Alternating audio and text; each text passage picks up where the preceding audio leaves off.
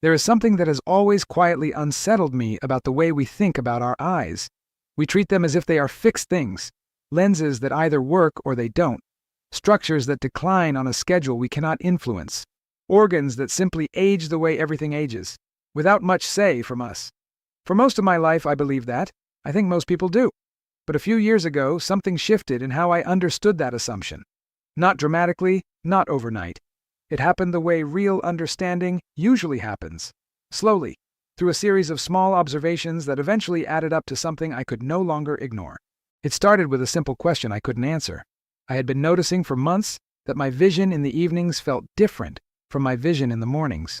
Not dramatically worse, just softer, hazier at the edges, colors a little less saturated under artificial light. I mentioned it to a colleague, expecting her to say it was nothing. Instead, she said something that stopped me. Have you ever thought about what your eyes do while you sleep? I hadn't. Not once. And the more I sat with that question, the more it opened into something larger. We know at some level that sleep is when the body repairs itself. We say it casually as if it's a small administrative detail of being alive. But the depth of what actually happens during those hours is extraordinary. Cellular damage accumulated during the day gets addressed. Metabolic waste is cleared. Oxidative stress, the accumulation of unstable molecules that cause cellular damage, is reduced. Tissues are given the conditions they need to do the kind of maintenance work that isn't possible when the body is active and consuming energy for movement and perception. And the eyes are not separate from this. They are not waiting passively in the dark while the rest of the body recovers. The retina, the thin, extraordinarily complex layer of tissue at the back of each eye that converts light into the signals our brain reads as vision, is one of the most metabolically active tissues in the entire human body. It demands enormous amounts of oxygen and nutrients even when we aren't looking at anything. And during sleep, when it is no longer processing light, it is doing something else. It is, to whatever degree the conditions allow, working to maintain itself. That was the beginning of my real investigation. And it led me, eventually, to the work of Dr. Ethan Walker, a specialist in ocular health and visual nutrition, whose approach I found different from most of what I had encountered before. He wasn't selling anything dramatic. He wasn't promising reversals or miracles. What he was doing, carefully and with consistent reference to the underlying science, was explaining something that seemed almost embarrassingly simple once you understood it. The nutrients available in your body at night, when the repair processes are most active, directly influence how well those processes can function. Think about that for a moment.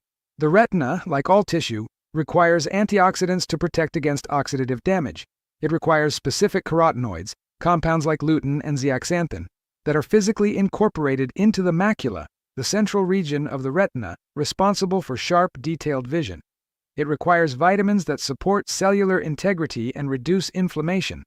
And if those nutrients aren't present in sufficient quantities when the body is trying to do its maintenance work, the work is incomplete. Not catastrophically, not all at once, but gradually, cumulatively in the way that most of the slow deteriorations we attribute purely to aging actually unfold. I want to be careful here, because Dr. Ethan Walker was always careful, and I think that carefulness is part of what made his explanations so trustworthy. He never claimed that eating the right foods at night would reverse established disease or eliminate the need for medical care. What he said and what the research he referenced consistently supported was something more modest and more genuinely useful. That nutritional habits, particularly in the hours before sleep, can meaningfully support the eye's natural capacity for self-maintenance. That is not a small thing. It is actually a profound thing, because it means that this is an area where ordinary choices that cost almost nothing, can matter. For those who want to better understand how to improve vision, reduce blurry sight, and discover habits that help protect eye health over time, we left a complete guide in the first link in the description. It expands naturally on everything we are discussing here. So what does the evidence point toward? What, specifically, is worth eating at night to support this process? The answer that kept appearing across the research Dr. Ethan Walker discussed was blueberries. Not as a superfood in the overclaimed commercial sense, but as one of the most concentrated natural sources of anthocyanins, a class of flavonoid compounds with particularly well-documented antioxidant and anti-inflammatory properties in ocular tissue. Anthocyanins have been studied for their potential to support retinal circulation, to protect photoreceptor cells from light-induced oxidative damage, and to contribute to the regeneration of rhodopsin, the visual pigment in rod cells that is critical for low-light vision. The fact that so many people notice their night vision declining as they age is, according to the Science Walker references, at least partly connected to the gradual depletion of these protective compounds in retinal tissue, a depletion that can be influenced by what we eat. But blueberries are not alone. Spinach is another food that appeared consistently in this context, rich in lutein and zeaxanthin, the two carotenoids that are literally the pigments of the macula. These compounds function as a kind of internal filter, absorbing high-energy blue light before it can cause oxidative damage to the cells beneath. The density of macular pigment is considered one of the key factors in long-term retinal health, and it is directly influenced by dietary intake. Studies examining populations with high lutein consumption have repeatedly shown associations with reduced risk of age-related macular degeneration, the leading cause of vision loss in older adults in the developed world. Eating spinach in the evening means those nutrients are circulating during the hours when retinal repair is most actively occurring. Carrots, with their high beta-carotene content, are the most culturally familiar of the eye health foods. The association is old enough to feel like a cliché, but it is not without basis. Beta-carotene is a precursor to vitamin A, and vitamin A is structurally essential to the visual cycle. Without adequate vitamin A, the photoreceptors cannot function properly, and the first symptom of deficiency is night blindness, difficulty seeing in low light, precisely because rod cells depend on it most heavily. Consuming carrots, sweet potatoes, or other beta-carotene-rich foods in the evening supports the vitamin A availability that the visual cycle draws on overnight. Eggs deserve particular attention, and this was something Dr. Ethan Walker emphasized with some care, because eggs are often underestimated in this context. The lutein and zeaxanthin in eggs, while present in smaller quantities than in dark leafy greens, are in a form that the body absorbs significantly more efficiently. The fat content of the yolk enhances the absorption of these fat-soluble compounds, meaning that the actual bioavailability, the amount that reaches the tissues that need it, is disproportionately high.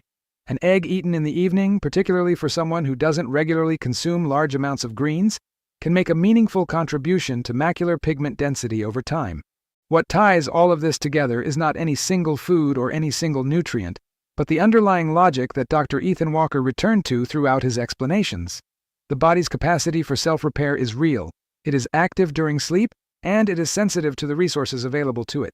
We do not control everything about how our eyes age.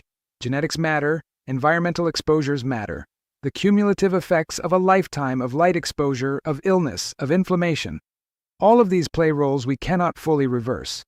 But the nutritional environment we create in our bodies, night after night, is something we can influence. And the research suggests, consistently, that influencing it in the right direction is worth doing.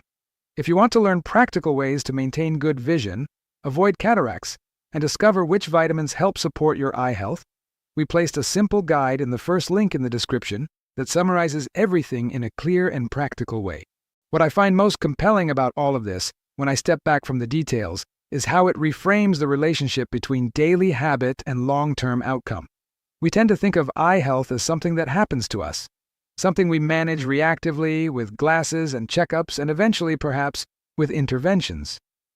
Dr. Ethan Walker's perspective, grounded in the nutritional science he has spent years studying, suggests something different, that the eyes, like most of the body, are responsive to care. Not perfectly, not infinitely, but genuinely.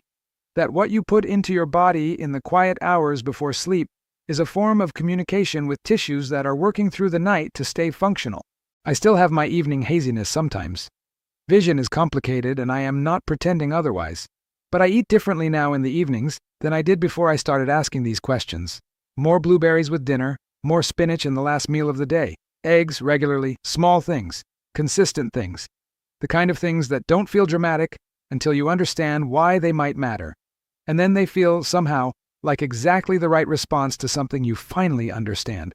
Taking care of your vision is not just about the ophthalmologist's chair, it is about the thousands of small choices made between appointments. And the one made at the dinner table, on an ordinary evening, turns out to be one of the most quietly important of all. If this kind of content resonates with you, if you want to keep exploring the science behind habits that actually support long-term health, please subscribe to this channel. Every video here is built on the same commitment: real research, honest explanations, and practical knowledge that belongs to you, There is much more coming, and I want you to be here for it.